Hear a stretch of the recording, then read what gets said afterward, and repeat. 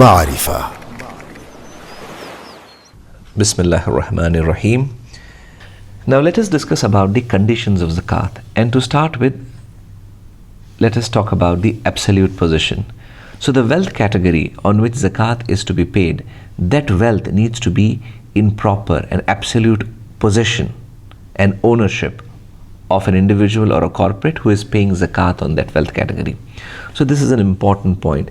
The idea being that the person or a corporate which is paying zakat needs to own the wealth category properly.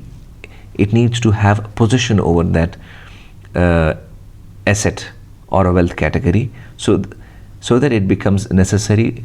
So, and only then it is obligated to pay zakat on that. The second very important point is with reference to nisab. Nisab is basically a measuring scale, a benchmark. It basically tells a person whether the wealth category has become subject to zakat. What it means is that if a person is paying zakat, that minimum level is currently being taken as the value of 85 grams of pure gold. So if you have cash and you want to pay zakat on the cash, it needs to be seen that is that value of cash which you have is more than the value of 85 grams of pure gold. If that is the case, then you become obligated to pay zakat on that. So nisab is a very important measuring tool to conclude whether zakat needs to be paid on an asset or not. And another important point with reference to conditions of zakat is expiry of 1 year, which is called as hawl. What it means is that there has to be 1 year passed in terms of ownership and possession of the wealth category by an individual or a corporate, so that it becomes obligated to pay charity, so that it becomes obligated to pay zakat on that wealth category. So now generally the lunar calendar is used. So if lunar calendar is used, the value or the rate at which the zakat needs to pay, the rate at which zakat needs to be paid is 2.5%. But if solar calendar is used, then the value which needs to be paid or the rate is 2.577. The difference or the increase is only because the number of days in a solar calendar are more than the number of days in a lunar calendar.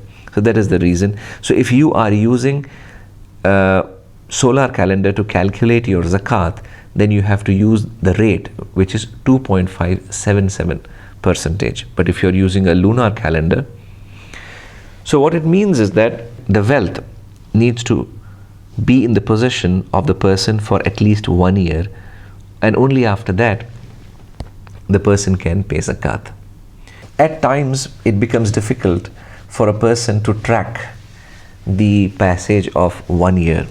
So in that case, what scholars advise is that whenever a person is calculating zakat on his or her wealth, whatever at that point in time he has, on that he can pay zakat, even though some of the wealth categories may not pass the 1 year period of possession. There's one important point which we have to keep in mind with reference to the expiry of 1 year. The expiry of 1 year is not relevant to minerals, agricultural produce and treasures.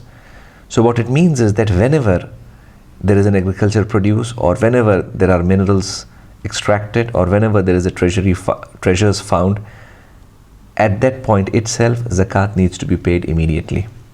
You don't have to wait for the expiry of 1 year. But on the other categories of wealth, 1 year needs to be passed. But as I said again, if a person wants to pay before the passage of 1 year, even that is allowed by the scholars. With respect to the wealth exceeding basic conditions, what it means is that the wealth which is in personal possession and in personal use, on that wealth zakat should not be paid. So if you have a house which is of your personal use, if you have your other personal possessions, on those positions zakat should not be paid.